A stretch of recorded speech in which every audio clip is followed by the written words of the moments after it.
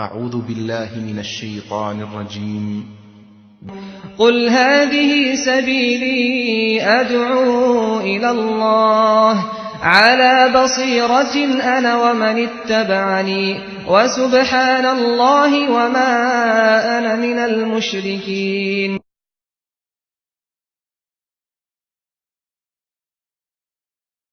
إن الحمد لله نحمده ونستعينه ونستغفره ونعوذ بالله من شرور أنفسنا ومن سيئات أعمالنا من يهده الله فلا مضل له ومن يضلل فلا هادي له وأشهد أن لا إله إلا الله وأشهد أن محمدا عبده ورسوله أرسله بالحق بشيرا ونذيرا أما بعد فإن خير الحديث كتاب الله وخير الهدي هدي محمد صلى الله عليه وسلم فإن خير الأمور عوازمها وشر الأمور محدثاتها وكل محدثة بدعة وكل بدعة ضلالة وكل ضلالة في النار.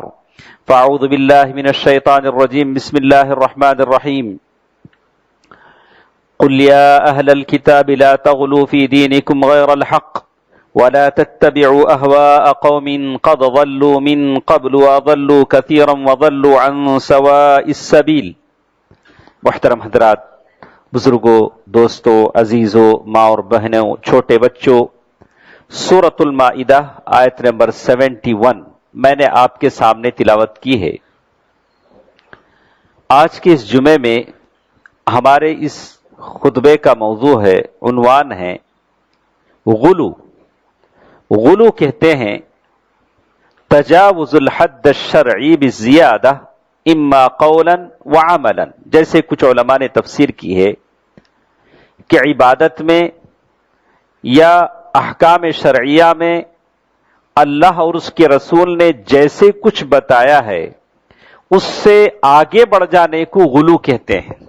اللہ کے نبی صلی اللہ علیہ وسلم نے جیسے کچھ طریقہ بتلایا، اللہ تعالیٰ نے قرآن میں جو کچھ بتلایا، اس سے آگے اگر آدمی بڑھ جاتا ہے، چاہے وہ عقیدے میں ہو چاہے وہ عمل میں ہو، اس کا نام غلو ہے۔ اللہ کے نبی صلی اللہ علیہ وسلم 10ویں ہجری کی بات ہے، اللہ کے نبی صلی اللہ علیہ وسلم حج میں ہیں اور عرفات سے نکل چکے ہیں، مزدلفہ میں رات بسر کر رہے ہیں۔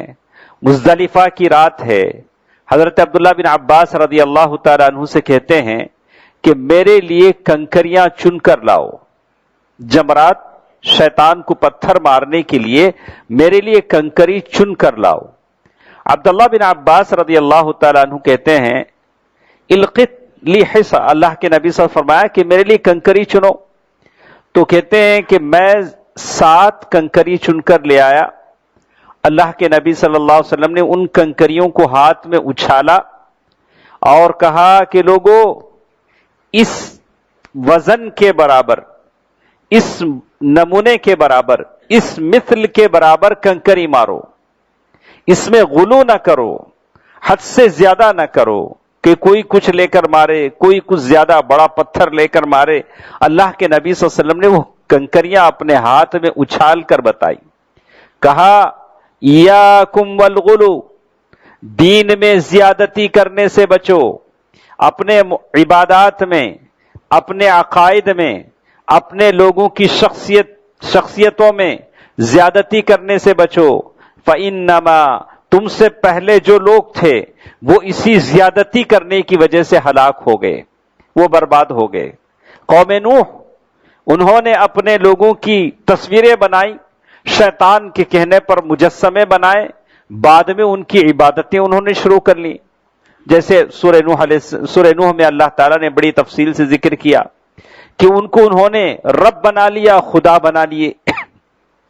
تو اسی لیے کہا گیا کہ کسی بھی معاملے میں، کسی شخص کی تعریف کرنے کے معاملے میں، کوئی عبادت کے معاملے میں، تقوی کے معاملے میں اتنا ہی کرو جتنا اللہ نے کیا، اللہ نے کہا، اللہ کے نبی صلی اللہ علیہ وسلم نے بتلایا۔ نوح علیہ السلام کی تاریخ، جب اللہ کے نبی صلی اللہ علیہ وسلم کا زمانہ آیا، حضرت ابو سعید خدری رضی اللہ تعالیٰ عنہ فرماتے ہیں اللہ کے نبی صلی اللہ علیہ وسلم ایک جنگ کے موقع پر مال غنیمت تقسیم کر رہے تھے۔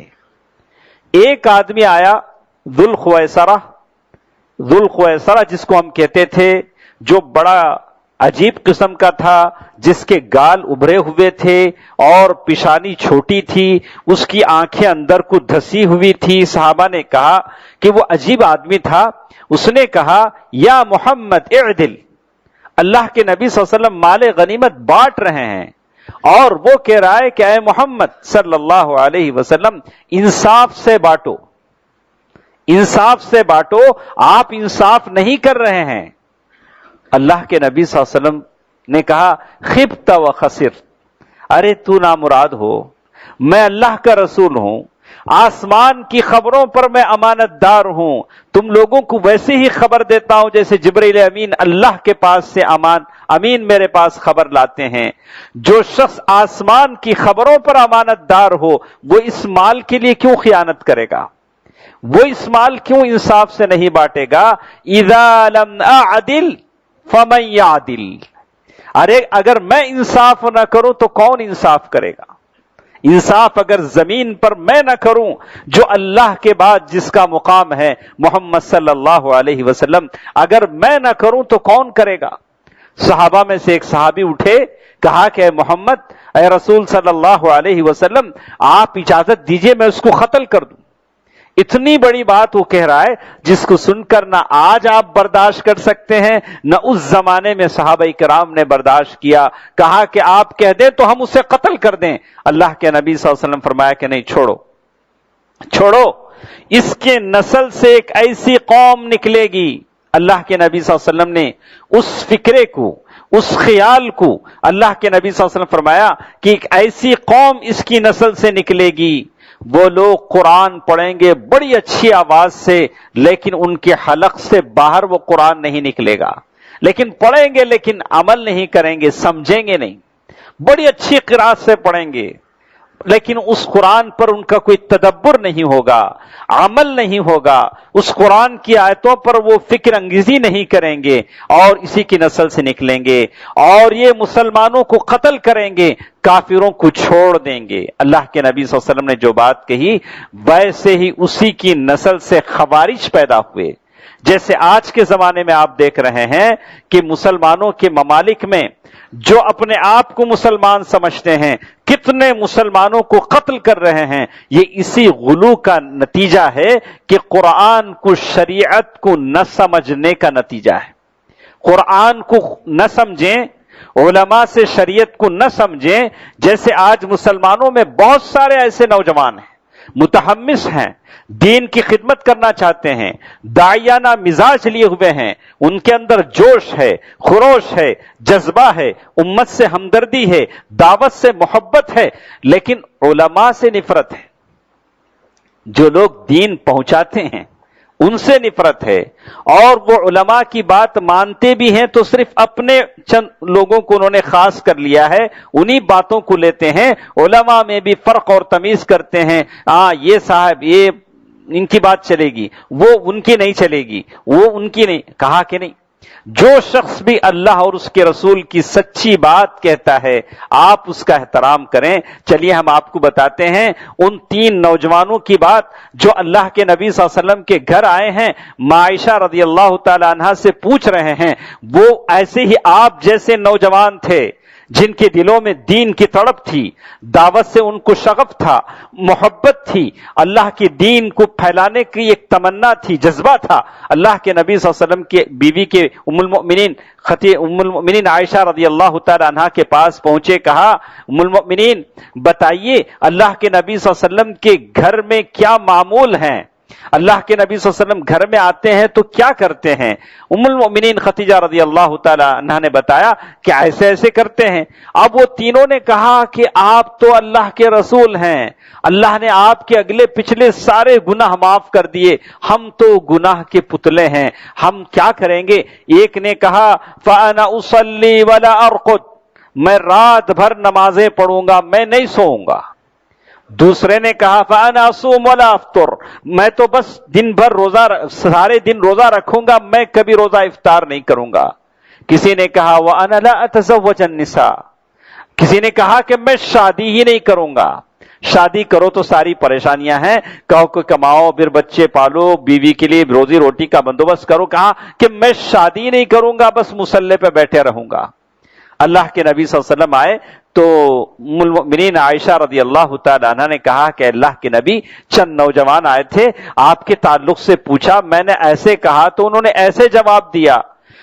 اللہ کے نبی صلی اللہ علیہ وسلم نے فرمایا کہ یہ لوگ کیسے کیسے باتیں کرتے ہیں، کیسے کیسے باتیں کرتے ہیں۔ واللہ، ان لوگوں کے پاس گئے، جا کر کہا واللہ انی لاخشاکم للہ، اے میرے صحابیوں، میں اللہ تعالیٰ سے تم سے زیادہ ڈرتا ہوں، بہت ڈرتا ہوں۔ اور یہ حقیقت بھی ہے کہ اللہ کے نبی صلی اللہ علیہ وسلم سے بڑھ کر اس وقت اللہ سے ڈرنے والا کون تھا؟ کہا وَأَتَزَوَّجُ النِّسَاءَ، میں شادیاں بھی کرتا ہوں، وَأَرْقُدُ، میں سوتا بھی ہوں، جاگتا بھی ہوں، میں نمازیں بھی پڑھتا ہوں، سو جاتا بھی ہوں، روزہ بھی رکھتا ہوں، روزہ کبھی چھوڑ بھی لیتا ہوں، تم کیسی کیسی باتیں کر رہے ہو؟ هَلَكَ الْمُتَنَطِّعُونَ هَلَكَ الْمُتَنَطِّعُونَ هَلَكَ الْمُتَنَطِّعُونَ، تین مرتبہ کہا کہ دین میں حد سے زیادہ آگے بڑھ جانے والے برباد ہوگی، ہلاک ہو گئے۔ اتنا ہی کرو، ویسے ہی کرو جیسے اللہ نے کہا، کتاب اللہ میں بیان کیا گیا، یا اللہ کے نبی صلی اللہ علیہ وسلم نے کہا۔ کسی مولوی کے پاس جاؤ، مفتی کے پاس جاؤ تو یہ پوچھو کہ اللہ کے نبی کا فتویٰ کیا ہے، ایسے مت پوچھو کہ فلاں امام کا فتویٰ کیا ہے، فلاں امام کیا کہتے ہیں، یہ تقلیدی ذہن ہے۔ اللہ کے نبی صلی اللہ علیہ وسلم کا فتویٰ جاننے کی کوشش کرو، مفتی سے پوچھو، کہو کہ ایسے نہیں کہے، مفتی کہے تو فتویٰ دے، کہا کہ قرآن کا یہ حکم ہے، سنت کا یہ حکم ہے، مفتی ایسا نہ کہے ہمارے بزرگوں نے یہ کہا، ہماری فلاں کتاب میں یہ آتا ہے، کہا کہ نہیں؟ آتا ضرور ہے، کیا نبی نے بھی اس کی تائید کی ہے؟ کیا نبی نے اس کی صداقت کی ہے؟ اللہ اور اس کے رسول کی فتوے کے مطابق ہے؟ اگر یہ ہٹ کر ہے تو یہ غلو ہے، جس سے قومیں ہلاک ہوئیں، جس سے جماعتیں بنی، جس سے علماء کی قدر گھٹا دی گئی، جس سے آج کے دن مسلمان تفرقہ بازی کا شکار ہوئے، کفار ہنس رہے ہیں، سڑکوں پر کھینچ کھینچ کر مار رہے ہیں، قتل کر رہے ہیں، حکومتیں خوش ہو رہی ہیں، اور حکومت کے کارندے، پولیس، جن کو لوگوں کی حفاظت کرنا ان کے ذمہ ہے، لیکن کوئی مسلمان قتل ہوتا ہے، ان کے سامنے لوگ گھسیٹے جا رہے ہیں، مسلمان جو مقتول ہیں زمین پر ان کو قاتل گھسیٹ رہے ہیں، پولیس بڑے شوق سے آگے آگے چل رہی ہے کہ چلو یہ مسلمان ہے جو مرا ہے۔ یہ نتیجہ ہے غلو کا، یہ نتیجہ ہے فرقہ بندیوں کا، یہ نتیجہ ہے تفرقہ بازیوں کا، مسلمانوں کے جماعتوں میں بٹ جانے کا۔ آج بھی وقت ہے، آج بھی وقت ہے، ایک بار پھر مسلمان اللہ اور اس کے رسول کی کتاب پر جمع ہو جائیں، ایک بار اسی اسلام کو اپنا لیں جس اسلام کو اللہ کے نبی صلی اللہ علیہ وسلم دنیا سے چھوڑ کر گئے تھے، اور یہ قبر پرستیاں، یہ ساری چیزیں اور یہ شخصیت پرستیاں دور ہو جائیں تو یقیناً اللہ تبارک و تعالیٰ کا دین ایک مرتبہ پھر غلبہ پائے گا، اور اللہ تبارک و تعالیٰ ہمیں عزت دے گا، طاقت دے گا۔ دوستو عزیزو، یہی غلو ہے جو پہلے لوگوں میں پایا گیا۔ اللہ تبارک و تعالیٰ نے یہی بات اس آیت میں کہی، لا تغلو فی دینکم غیر الحق ولا تتبعوا اہواء قوم، ان لوگوں کی روش پر مت چلو جو تم سے پہلے برباد ہو چکے ہیں، اور بہت سارے لوگوں کو، بہتوں کو انہوں نے برباد کیا ہے، وَضَلُّوا كَثِيرًا، اور پھر سیدھے راستے سے وہ بھٹک گئے، اور یہ بھٹکنے والوں میں اہل کتاب تھے۔ وقالت الیہ، کہا کہ مسیح، اسی لیے مسیح ابن اللہ اور مسیح عیسیٰ بن مریم کو انہوں نے کہا کہ وہ اللہ کے بیٹے ہیں۔ جب بھٹک گئے، عیسیٰ علیہ السلام توحید خالص کا دین لے کر آئے تھے، لیکن اس دین کو لوگوں نے ایسے بدلا، آج ہم کو دیکھ کر تعجب ہوتا ہے کہ یہ دین توحید پر شروع ہوا تھا۔ جیسے آپ دیکھیں گے عیسائیوں کے کسی سمیلن میں جائیں، عیسائیوں کے کسی کانفرنس کو دیکھیں، کہا کہ پاسٹر کہہ رہا ہوتا ہے، سارے بے ہوش ہو کر گر جاتے ہیں۔ جیسے مسلمانوں کے یہ صوفی قبر پرست مشیخت والے سارے جھوم جھوم کر ناچنے لگتے ہیں اور پھر گر جاتے ہیں، ہمیں کوئی فرق نہیں دکھتا ہے۔ ان مشیخت میں اور یہ شخصیت پرستی کرنے والوں میں، ان عیسائیوں میں جو جھوم جھوم کر گر جاتے ہیں۔ ایک طرف اللہ کے نبی صلی اللہ علیہ وسلم نے فرمایا لا تطرونی کما اطرت النصارى ابن مریم، مجھے ایسے بڑا چڑھا کر پیش نہ کرو جیسے کرسچنوں نے ابن مریم عیسیٰ علیہ السلام کو بڑا چڑھا کر پیش کر دیا۔ فإنما انا عبد اللہ، میں تو اللہ کا بندہ ہوں اور اس کا رسول ہوں، مجھے اسی حیثیت پر باقی رکھو۔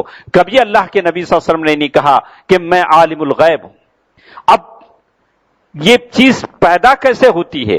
لوگ حدیثوں کا پورا علم نہیں رکھتے، شریعت سے ناواقف ہوتے ہیں، تو لوگ غلط عقیدے پر آ جاتے ہیں، غلو پر آ جاتے ہیں۔ اللہ تبارک و تعالیٰ کہہ رہے ہیں قل لا يعلم من في السماوات والارض الغیب الا اللہ، قل لا يعلم، آپ کہہ دیجئے اے محمد صلی اللہ علیہ وسلم، کوئی شخص غیب نہیں جانتا۔ غیب کے معنی انسین، جو دکھتا نہیں ہے، کوئی نہیں جانتا، الا اللہ، سوائے اللہ کے۔ اگر قوم غلو کرے، ایک دو حدیث کو لے لے جیسے لوگ لیتے ہیں، اس حدیث کو جیسے صدقے کے مال پر اللہ کے نبی صلی اللہ علیہ وسلم نے ابو ہریرہ رضی اللہ تعالیٰ عنہ کو نگہبان بنایا تھا اور شیطان 3 دن تک آتا رہا، اللہ کے نبی صلی اللہ علیہ وسلم کہتے رہے کہ وہ کل بھی آئے گا۔ لوگوں نے کہا دیکھو اللہ کے رسول صلی اللہ علیہ وسلم کو غیب کا علم تھا، اس لیے اللہ کے نبی صلی اللہ علیہ وسلم نے کہا کہ وہ کل بھی آئے گا، شیطان کل بھی آیا۔ حالانکہ ماں عائشہ رضی اللہ تعالیٰ عنہ کہتی ہیں جو کہے کہ اللہ کے نبی صلی اللہ علیہ وسلم کو غیب کا علم تھا، اس نے اللہ پر بڑا بہتان باندھا۔ قرآن مجید کی آیت کہتی ہے قل لا يعلم من فی السماوات والارض، کوئی غیب نہیں جان سکتا جو کچھ آسمان و زمین میں ہے سوائے اللہ کے۔ تو معلوم یہ ہوتا ہے اس سے بھی بڑھ کر یہ جو لوگ ہیں جو قبر پرست ہیں، جو لوگوں کی پیر چومتے ہیں اور ہاتھ چومتے ہیں اپنے بزرگوں، اللہ کے رسول صلی اللہ علیہ وسلم کے حق میں غیب کے علم کا دعویٰ سے بڑھ کر اپنے اولیاء صوفیاء کے حق میں بھی دعویٰ کرتے ہیں کہ یہ بھی غیب کا علم جانتے ہیں۔ خبر میں سوتے سوتے ہماری خبر رکھتے ہیں، ہم باہر قبر پر جا کر جو بھی بولتے ہیں وہ اندر سے معلوم کر لیتے ہیں۔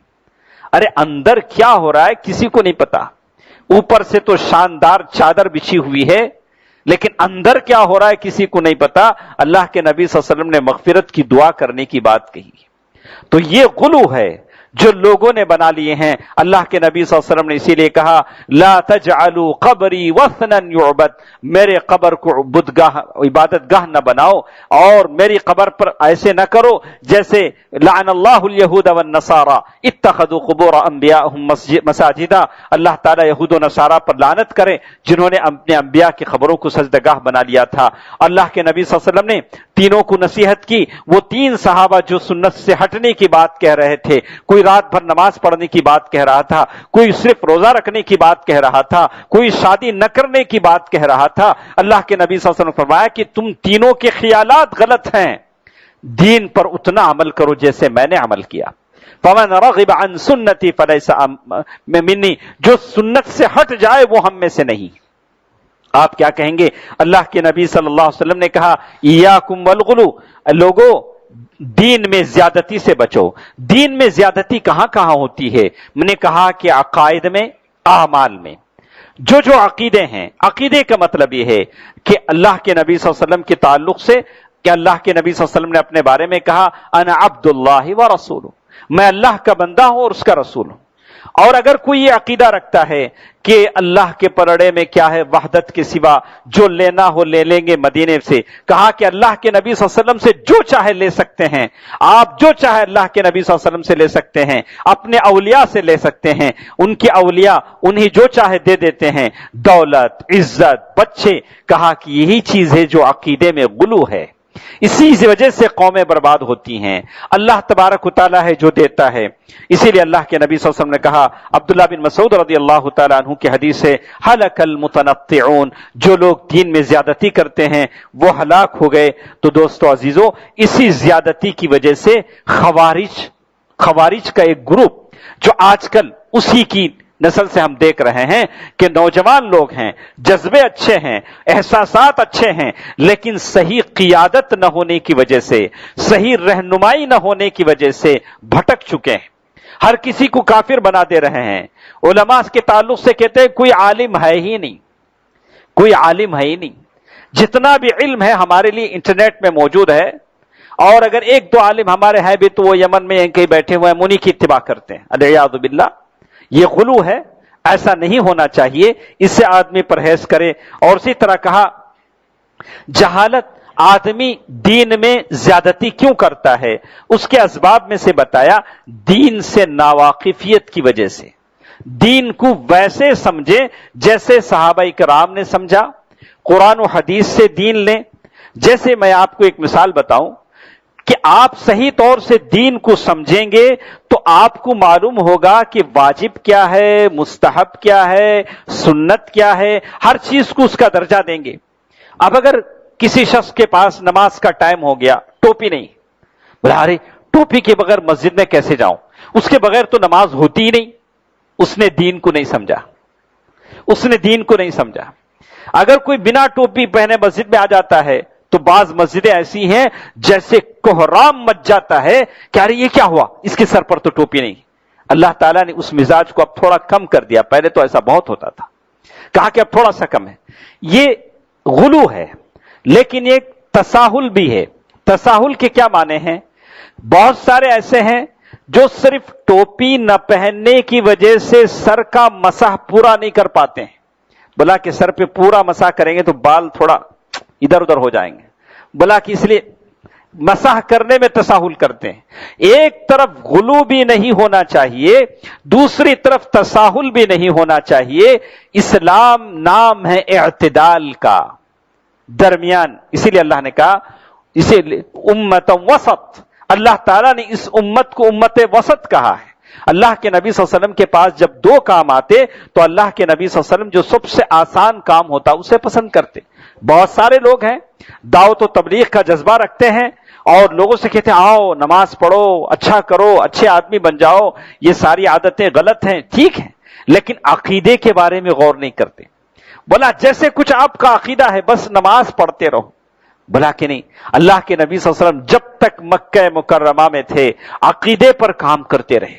مکے کی ساری زندگی عقیدہ بنانے میں ہوئی, عقیدے پر اللہ کے نبی صلی اللہ علیہ وسلم نے کام کیا. عقیدہ جب بن جاتا ہے, اکاؤنٹ نمبر اگر صحیح ہو جاتا ہے تو پیسہ خود بخود وہاں پہنچ جاتا ہے. اگر نمبر ہی صحیح نہیں ہے, عقیدہ ہی صحیح نہیں ہے, آدمی عمل پر عمل کرتا جا رہا ہے اور اس کا عقیدہ صحیح نہیں ہے, کہا کہ عقیدے کی بگاڑ پر آدمی پہلے اصلاح دے, توجہ دے, عقیدے پر توجہ دے, اسے بنانے کی کوشش کرے. بہت سارے ایسے ہیں امن و صلح کی جو باتیں ہیں, اللہ کے نبی صلی اللہ علیہ وسلم کی جو حدیثیں ہیں, اس سے تو آنکھ بند کر چکے ہیں, لیکن جہاد کے شوق میں معصوم لوگوں کو قتل کر رہے ہیں. ایسے بہت سارے ہیں. یعنی اسی کا نام غلو ہے. اللہ کے نبی صلی اللہ علیہ وسلم نے دونوں چیزیں بتائیں, کبھی امن کی بات بتائی, کبھی صلح حدیبیہ کا موقع بھی آیا. دونوں چیزوں پر نظر ہونی چاہیے, ایک جہاد کی فضیلتوں پر بھی, دوسرا امن پر بھی, صلح پر بھی. دونوں چیزیں ساتھ ساتھ ہونی چاہیے. عقیدہ اور عمل پر بھی دھیان ہونا چاہیے, ساری چیزوں پر آدمی کی توجہ ہونا چاہیے. بہت سارے ایسے ہیں انبیاء کی تعظیم اور اماموں کی تعظیم, اولیاء کی تعظیم صحیح ہے, آدمی اسے مانتے ہیں, لیکن اتنا اس کا مقام نہ بڑھایا جائے کہ ان کے ساتھ, اللہ کے ساتھ ہم شرک کریں, ان کے ساتھ اپنی ضروریات کو مانگیں. اسی کا نام غلو ہے, اسی کا نام غلو ہے. انبیاء کی تعظیم اپنی جگہ, اماموں کی اہمیت اپنی جگہ, ان کی تعظیم اپنی جگہ, لیکن ایسا نہ ہو کہ ہم ان کو چھوڑ کر, اللہ تبارک و تعالیٰ کو چھوڑ کر ان سے مانگیں.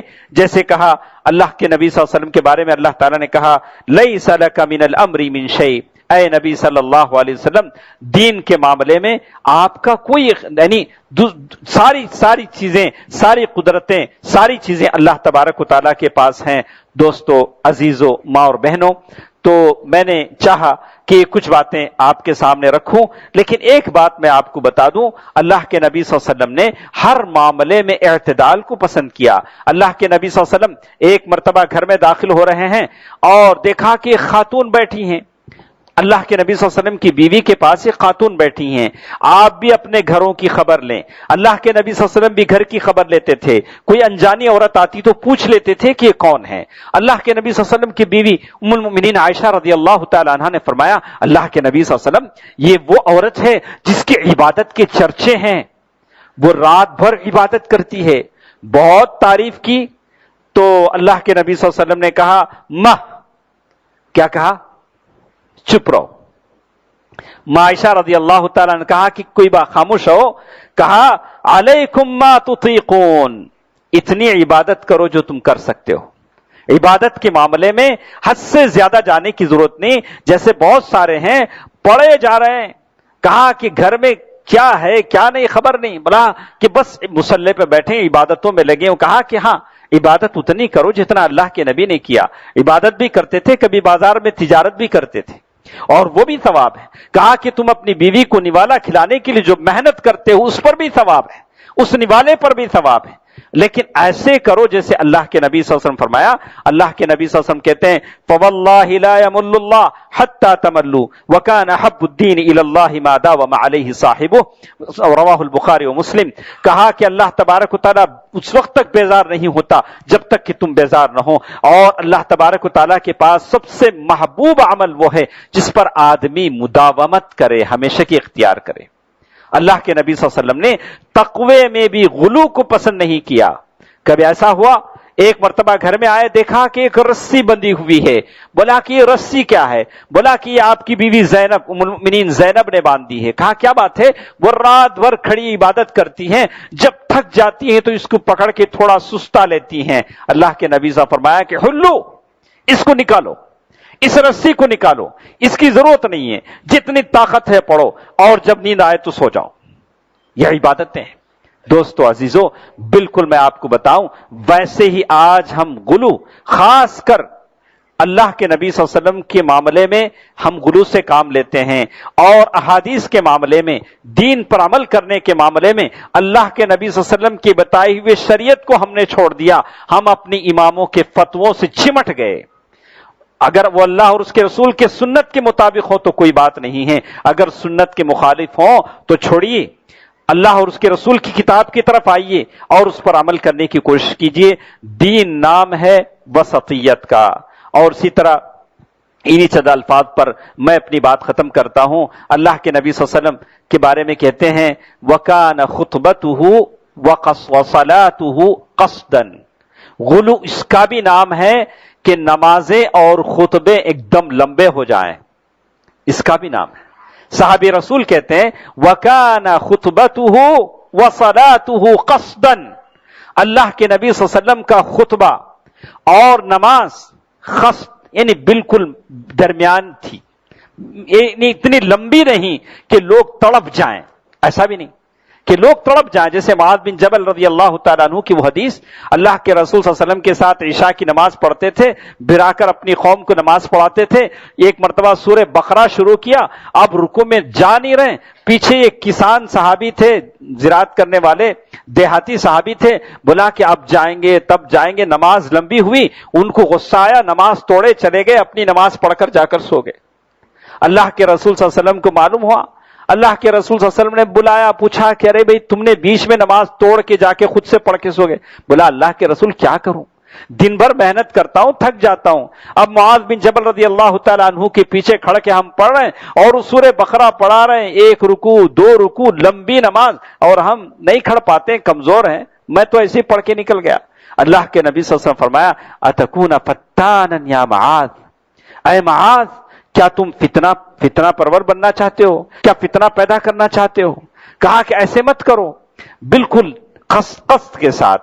تو خطبہ بھی ایسی ہونی چاہیے، آدھ گھنٹہ جیسے مسجد نبوی میں مکے میں ہوتا ہے، جو لوگ گھنٹے گھنٹے خطبہ دیتے ہیں، 1 گھنٹہ 40 منٹ یا 1 گھنٹہ 40 منٹ پھر بھی چلے گا کہ کبھی بات پوری نہیں ہوئی تو بات الگ ہے، لیکن گھنٹہ 1 گھنٹہ 10 منٹ یہ اللہ کے نبی صلی اللہ علیہ وسلم کی سنت ہرگز نہیں ہے۔ یہ اللہ کے نبی صلی اللہ علیہ وسلم کی سنت ہرگز نہیں ہے اور ان کو احتیاط کرنا چاہیے، اس سے بچنا چاہیے۔ دوستو عزیزو، یہ چند باتیں تھیں جو میں نے آپ کے سامنے رکھی غلو کے بارے میں۔ پھر ایک بار میں آپ کو بتا دوں، اسلام نام ہے وسطیت کا، یعنی بالکل درمیانی راہ آپ چلیں، اور دین وہی دین ہے جو اللہ کے نبی صلی اللہ علیہ وسلم نے ہمارے لیے چھوڑا ہے۔ اللہ کی کتاب میں جو چیزیں بیان کی گئی ہیں اسی کو اپنانے کی کوشش کریں۔ اللہ تعالیٰ جتنے موجود ہیں، اللہ تبارک و تعالیٰ تمام کی دعاؤں کو قبول فرمائے۔ اللہ تعالیٰ جو پریشان ہیں ان کی پریشانیوں کو دور فرمائے، جو بیمار ہیں اللہ تعالیٰ انہیں شفائے عاجلہ عطا فرمائے، شفائے کاملہ عطا فرمائے۔ اے الہ العالمین، ہمارے جو مرحومین ہیں تمام کی بخشش فرما، ان کے قبروں کو نور سے بھر دے، انہیں جنت الفردوس میں جگہ عطا فرما دے۔ اے الہ العالمین، عالم اسلام کے تمام مسلمانوں کی حفاظت فرما۔ اے الہ العالمین، اس ملک میں مسلمانوں کو امن عطا فرما، مسلمانوں کے جانوں مالوں عزتوں کی حفاظت فرما۔ اے اللہ، تمام مسلمانوں کی غیبی مدد فرما۔ آمین۔ صدق اللہ العلی العظیم ونفعنی وإياكم بالآیات والذکر الحکیم، انہ تعالی جواد ملک کریم والرؤوف الرحیم۔